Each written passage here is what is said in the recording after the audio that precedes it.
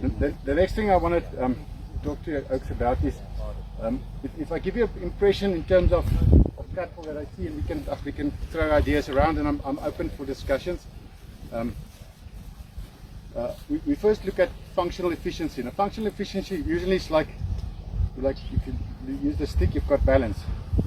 So it will give you an idea of the hormones of the animal, how it reacts to the environment that you have put this animal in. If it's Kikuyu pastures or it's like Louis Cyr veld there up in the mountains, the animal will react to that. So the first one will be functional efficiency. The second one that we're going to talk about is maybe breed traits. So they obviously they don't have horns and they don't see any blessing here, so we can guess that maybe they're Brangus cattle. Okay, the next thing would be but fancy points. The fancy points is like, we're getting to emotions a little bit.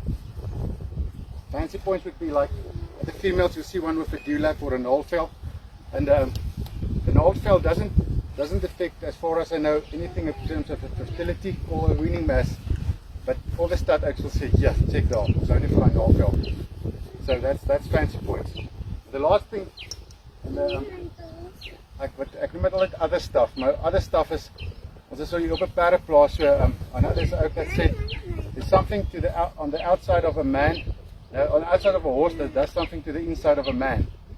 En ek sal seker baie meer daarvan kan vertel as ek verstaan dit in elk geval nie. Al wat ek verstaan, ek het dit vir myself probeer vertaal, maar ek is so goed as in Engels nie. Ek noem dit die MKMMM reël. Dit is mooie koeie maak mens mal. Dit is min of meer as ek dit moet vertaal. My meisie swak.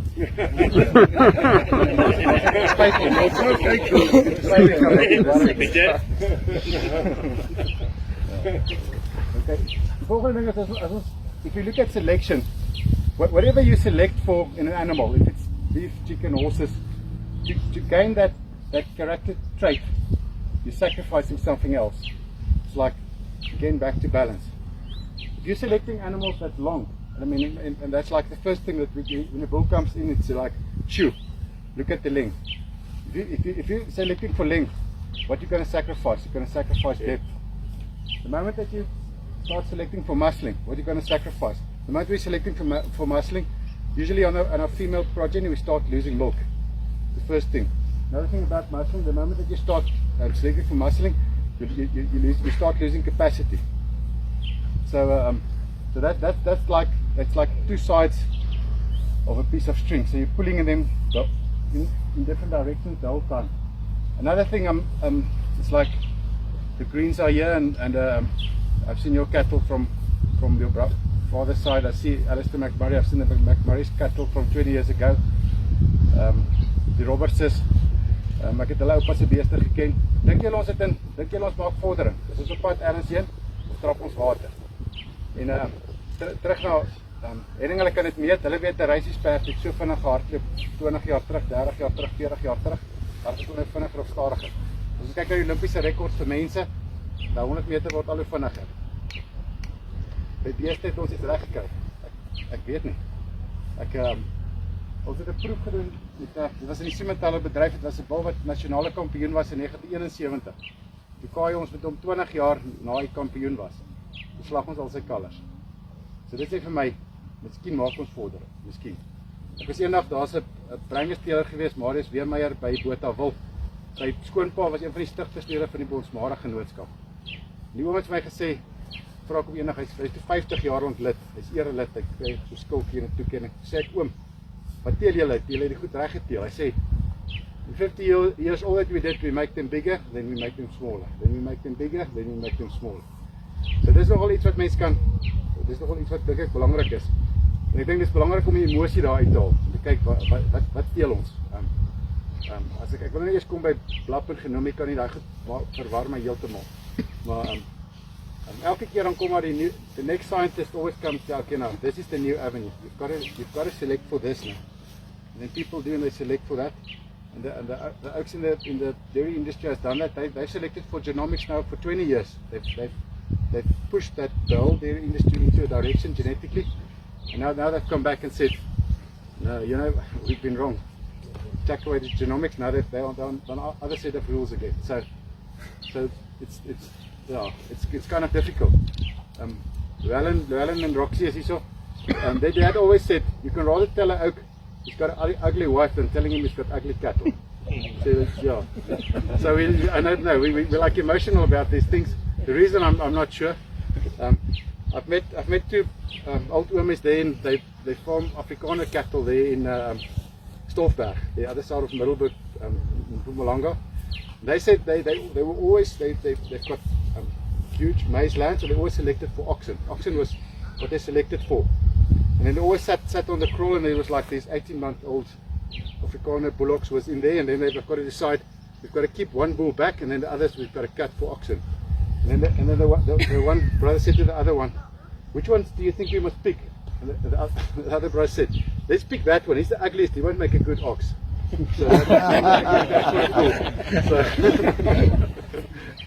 So okay, coming back to the cattle now. Okay, what I want to see, there was when Professor Bonsma was still around, and I mean he was world renowned. So obviously, if I can quote something that he said the only part of that animal sticks out behind the wall is his head.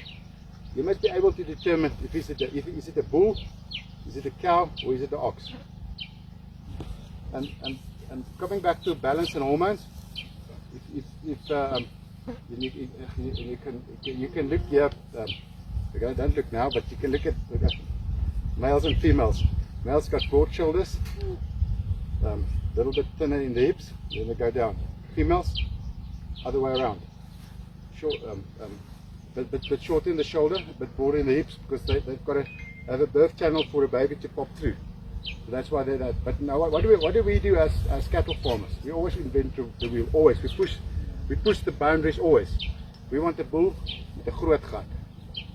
You want them broad, and then if they look like a bison deep in front with a little bit small in the hindquarters, sit out. Profile. So just keep that in mind. I mean, you're selecting for something and you're pushing nature in a direction which is maybe she doesn't want to go in that direction. Terug te kom by oom Arthur de Villiers het altyd gesê, die moeilikste plek om bespiering op 'n bees aan te sit is in sy rug. Hy sê gat tel jy nou vas. As jy op die rug is moeilik om bespiering aan te sit. If you look at the Americans, if you look at the trait values they were pushing, if you look at rib eye, if you look at marbling, the moment that you push that, the muscling in the back just goes, cook, they can't. You get a weaker loin, and we'll there's a couple of Angus cows down there. I think we can have a look there as well. But the meat will be exquisite, but the animal for our eyes wouldn't be. So just remember, and the other thing is, if you're breeding a bull, and we spoke about that briefly now, if you're breeding a bull, are you breeding it for yourself to use in our herd? Are you breeding it to sell to somebody? Or are you breeding it for somebody in Houghton, in Joburg, to sit down and have a steak? What's the reason why you're breeding that animal? And I think that's some of the things we should talk about. The other thing is, Peter said I mustn't be controversial, so but just bear with me. Just one thing.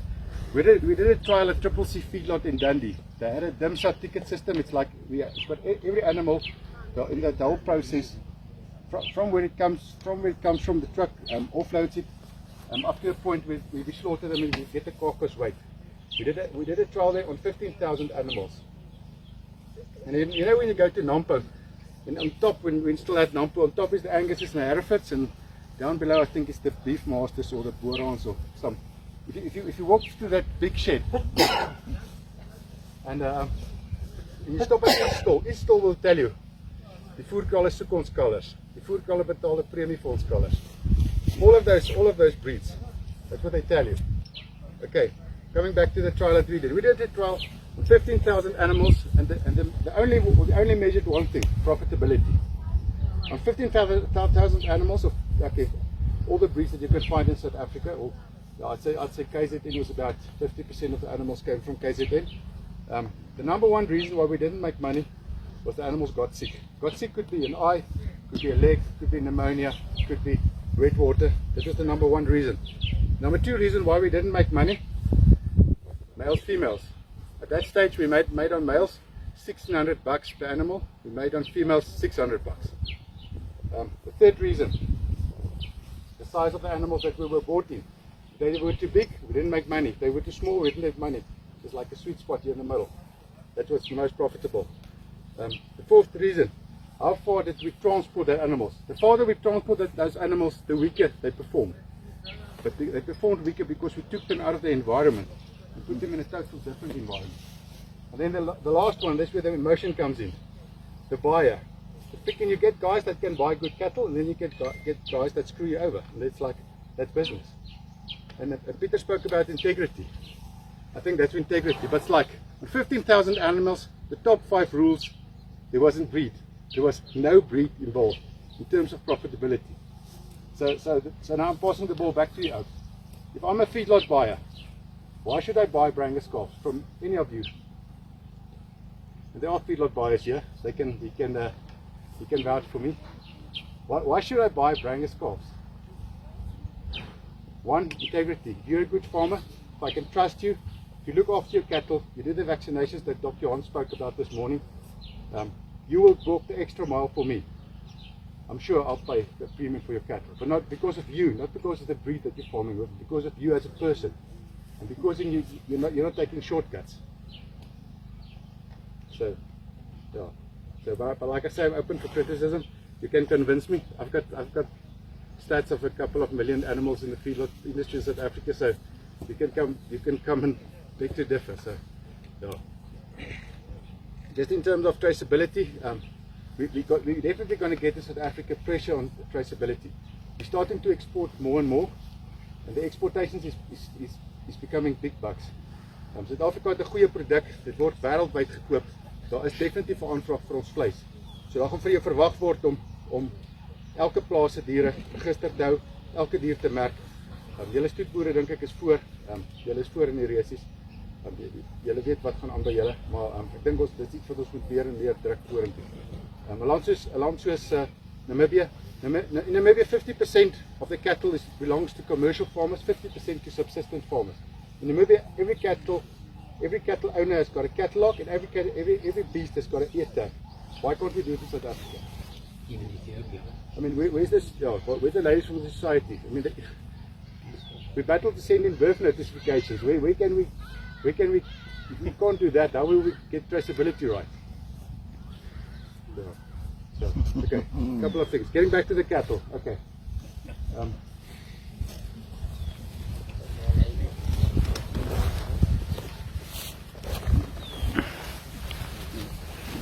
Kom maar man, maak hem wakker. Mag je een kapje opstaan? Okay.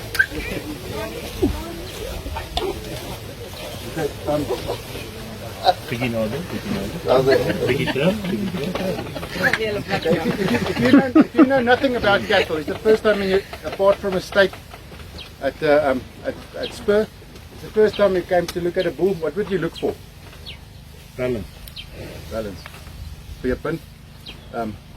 There was an old woman, and I know like Martin Confident, most of you Kwazulu-Natal know him well, Irvin Church, and he was like, when the Brangus Society started off, he was like the breed inspector. But he said if you could close up the rest of the animal, you could only look at the feet and the hocks. So that's the first thing.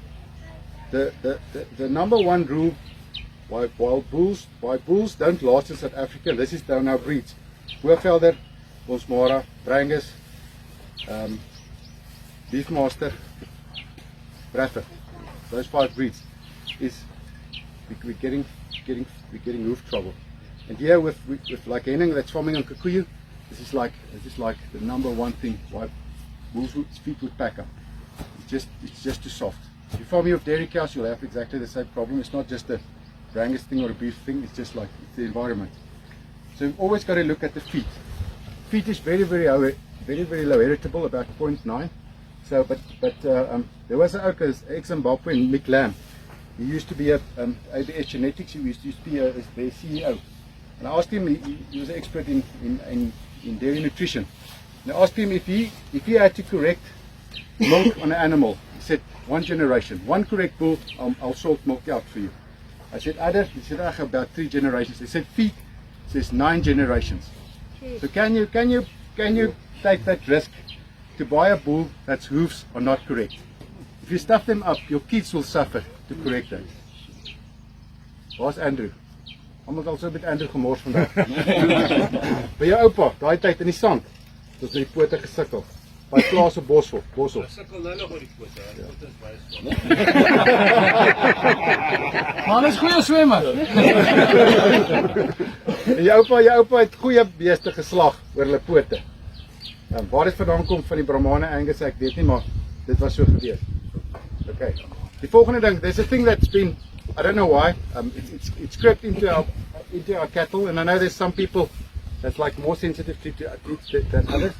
It's hawks. I've seen Bonsmaras, Hoogvelders, Brangusse, Beefmasters, getting straight hawked animals. Where it comes from, I'm not sure, but we've bred it in, and I always sit with it. And it's what bothers me is I don't see it in the feedlot animals. If there's a super of 500 kilograms, they've been pumped hard with Zilmax, the hawks are fine. I see it in the mature bulls, especially from 3 years and older. So I'm not sure if it's, maybe we've never noticed it, but it's like when they stand, the moment it's like they stance, they stand like just a soul path. It's like they take that stance, they take that ox right back. Like I say, I'm not sure where it came from. The moment that they start walking, it's like they're right again. They start walking and you don't see it anymore. Okay, that will be the second thing. Third thing about hawks, hakke is baie voedinggevoelig. Voete ook, maar hakke ook. Een ding omtrent hakke is as 'n bees 'n allergiese reaksie kry. Ek weet nie wie van julle kry gout nie. Is daar van julle wat gout het? Seker nie. Ja. Nou gout kry van as te veel suur in jou lyf is. Of dit nou is van gisterand se steak, rooiwyn, brandewyn, maar iets het jy geëet wat nie met jou akkodeer nie, dan kry jy dit. Nou beeste kry dieselfde. Daar was op 'n stadium wat die Amerikaners dit puffy hawk syndrome genoem. Dit het baie sandelike toedes nageslag van Amerika af ingekom, baie semen. Ons het verskriklik op hulle gesien. Daar op hy hakke sulke plooitjies. Soos wat die suur daar in opbou. Een wat jy dadelik van bulle sal sien as hulle so staan in 'n klein kraakie en jaag hulle uit asof hulle lyk soos ek wanneer ek uit 'n stoel uit opstaan na lank gesit het, asof ek so eers bietjie moet beweeg om aan die gang te kom. En dit kry jy. Dis voeding georiënteerd. En dis nie geneties nie. Dit is ook nie by regop hakke is ook nie meer nie. Seker laat gesien ek het dieselfde hoeveelheid. Okay, volgende ding van onder af van die bulle. Se bul se skrotum. Nou 'n bul, ek weet as sal beter sê hoeveel miljoen sperms is daar in 1 milliliter semen. Nou al van daai bul wat ek wil hê, ek soek 30 sperms van hom. En 30 koeie wat elkeen van daai koeie vrugbaar maak. Dan is ek doodtevrede met daai bul. Maar om dit reg te kry ongelukkig, moet hy goed ontwikkelde skrotum hê. En dit is een fout wat ons in ons beeste ingekryp het in Suid-Afrika. Hy moet goed ontwikkelde byballe hê. Jou Kwazulu-Natal, there's lots of like tribal lands here. Drive around and look at those ugly tribal bulls. They'll have perfect scrotums. It maybe hang skew a little bit here and there. Die byballe sal groot ontwikkel wees. Hulle is so groot. That's something that I don't know if it's growth related. Us selecting for fancy points maybe and performance eienskappe, or it's something that crept in and we're losing that a little bit. So it's something that you've got to look at. The volgende by a Brangus. Now I said anything that you select for, you're going to get a trait that will, for you selecting one thing, you'll get the negative on the other side. For us selecting for polled animals, you're going to get prolapses. And what bothers me in terms of the Brangus, and I've seen less prolapses in purebred Anguses than I've seen in Branguses. Now Anguses are all polled. Branguses can be polled or skirt, so they can have a bit of horn genes in them. Why are all Anguses, or nearly all Anguses, has got no prolapses, and we've got it in the Branguses? And I can tell you that, and you can throw me with stones if you want to. That's leniency from the guys that's the inspectors. If that bull can't pull that prepuce up while you're inspecting it, that bull's got a problem. Now you can say it's adrenaline, it's because he's urinating out the whole time. Maybe it is, but it's definitely got to do with the fact that he's polled, and it's genetically. I think in Branguses is the third most reason why Brangus bulls don't last is they get injuries on their sheaths. So that's definitely something for you to look at. I know. The next thing then, okay, especially like daai vrystaaters wat daar staan. Hulle sal nou vir jou gesê ons hier in Natal het toegezipte beeste. Hulle moet net nie toegezip wees nie. Look at an Angus bull. Angus bull has got a sheath like this. It's got capacity like that. The moment that you take a Brangus sheath, it's gone. It's like the animal's gone. So I'm not sure why it is, but that's how it is. So sheep's got to do with, I'd say, with just like the animal's tendency to be virile and be content in its environment. So you can't take it away, but beware of it being too big, I think. Getting up, kom ons kyk na die lease.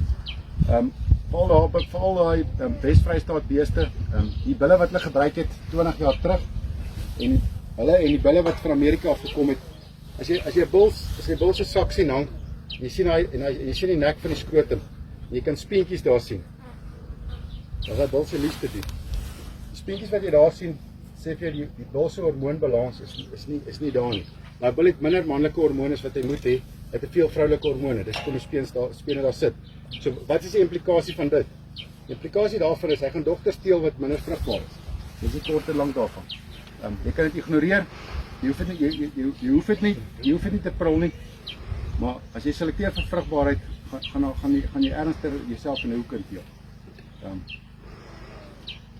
Die volgende ding is, as ons kyk na 'n bul se voorarm, terug na die voerkraal toe, as 'n bul se voorarm goed is, sal hy bul genoeg bespiering hê, sodat hy vleistipe diere teel. Hulle sal ook nie perfek wees nie, maar hulle sal genoeg bespiering hê, dat 'n voerkraal jou kalwe sal koop, en hulle sal tevrede wees. Maybe we should take one step back, and just look in terms of bone. I know there's like a big debate on is it too fine bone, too coarse, or medium framed, and it's confusing because one oak's too coarse will be the next oak's kind of in the middle. But in terms of bone size and frame size, I think you can breed females that calf on your farm with your formal lick that you're giving. That's the right size of animals. If they don't calf, well, then they're not the right size. That's as easy as that. Or you need to give more formal.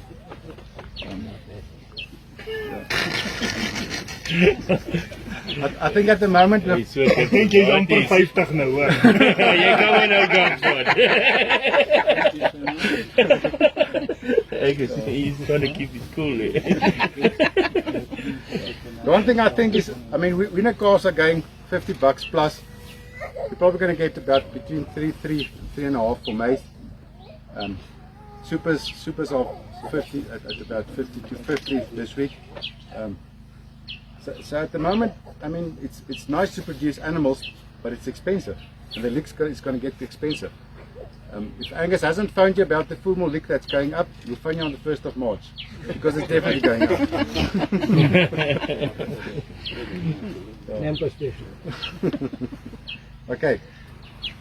Okay, next thing, let's look at the shoulders. Now the shoulders are for a bull. And remember we spoke about females narrow shoulders, men broad shoulders. A bull's got to have shoulders because it's got male hormones. Male hormones give you shoulders, and obviously one of the things that you've got to look at on a shoulder, if you feel it, you can feel there's a muscly part, and that usually comes after puberty. They get muscles there. But there's also a bony part. And the bony part is one of the reasons why breeds like the Charolais, the South Devon, and the Simmentalis 40 years ago, they always said don't use it on heifers because they couldn't get out of the birth channel. They were too coarse, but they were too coarse at the shoulder part. So like it's always, if you're selecting for more beef and more muscle, make sure it's muscle, make sure it's not bone. Feel the bone at the shoulder.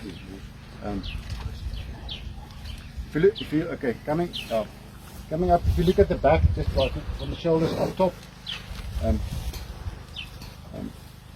agter die waar die bul se skouers, waar sy scapula is, met ander woorde die boonste deel van die skouers. As 'n bul breed genoeg is, behoort jy beker water te kan gooi en die water bo daar te kan bly as die bul stil staan.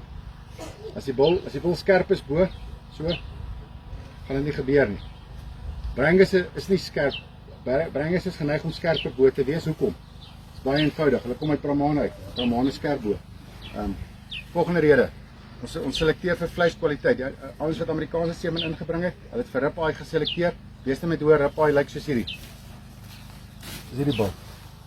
Daai wil 'n skerp boer, mag hom vat sy vleis sal fantasties wees.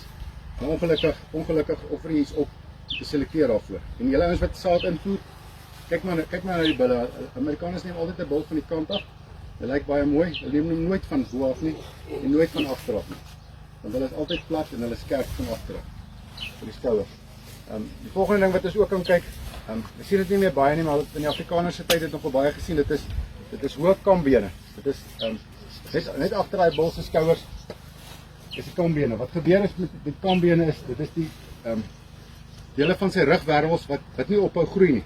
Dit ossifiseer nie. En hoekom dit aanhou groei is sy hormoonbalans is uit. Hy het nie genoeg manlike hormone om die knoppie te druk en sê ek is nou puberteit. Nou teel ek, nou groei ek nie meer nie. Verseker nou ander woord. Maar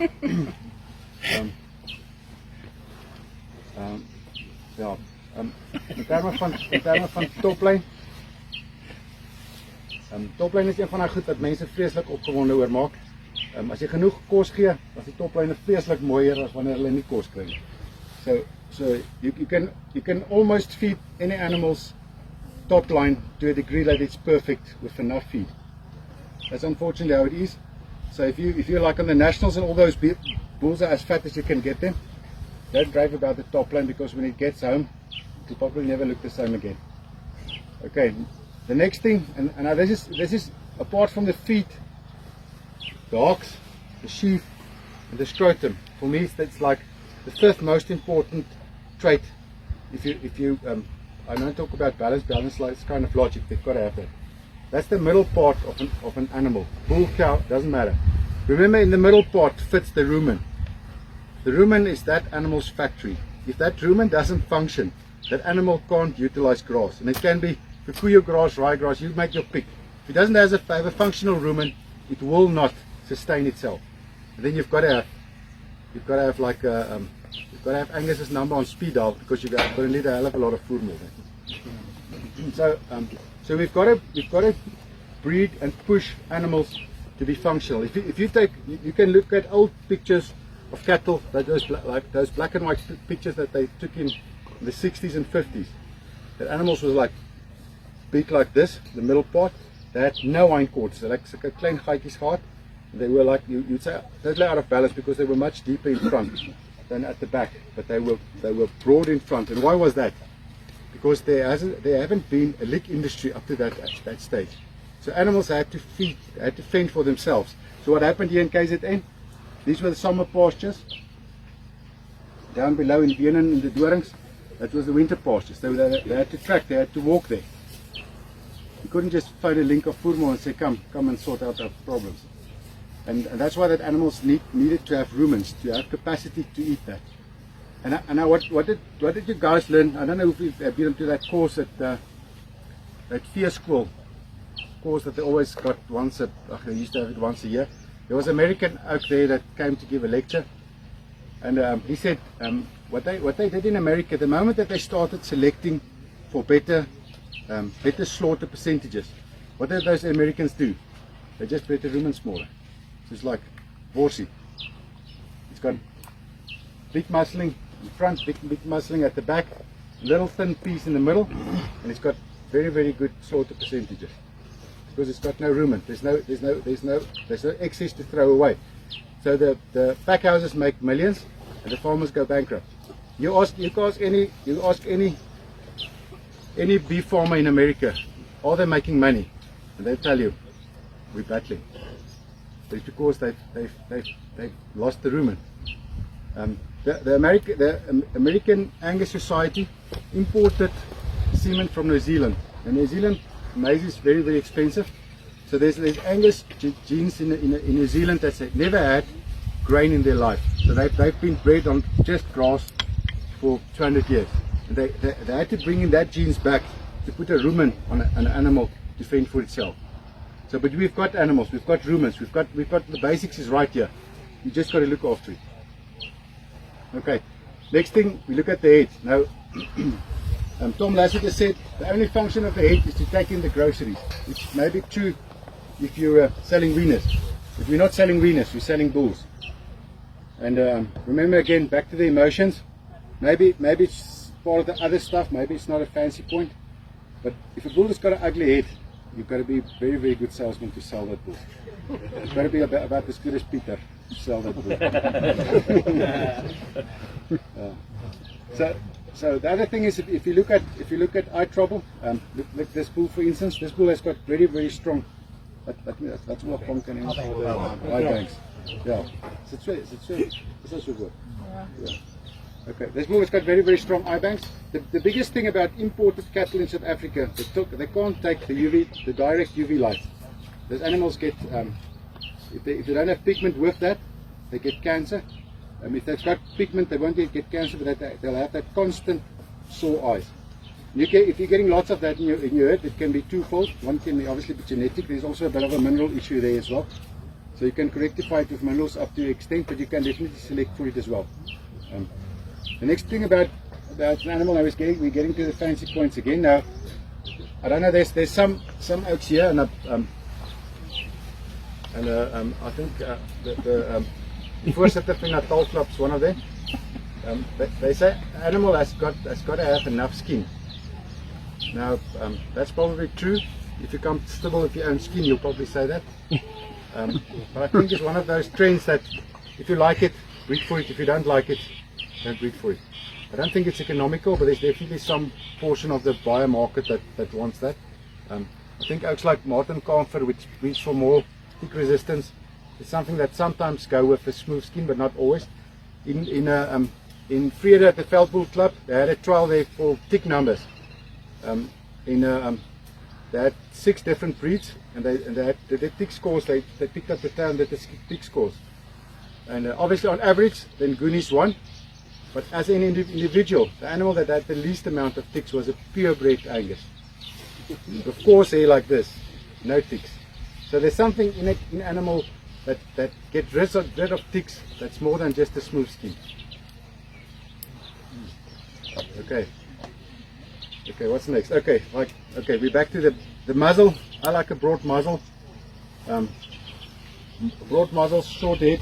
I've seen in the trial that we did in the feedlot that usually animals that they tend to perform better. I won't say they always perform better, but they tend to perform better.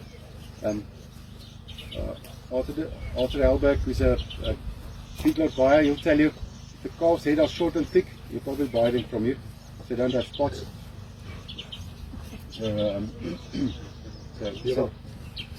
About the whole thing. The background is, if you bring them a calf with horns and not castrated, it means 20 kg loss between delivery and 3 weeks later. If they have to be horned and castrated. Is it Sudani? Tell them a story about the tails. Ja. Is it Die so? skape. Okay. Tel die storie wat jy my vertel het met skape met sterkte. Hoe kom dit in die sterkte afgestem gedaan? Jy het my gesê. Ja. Ons het 'n buurman wat 30,000 skape gehad het. En hy het hamels verkoop.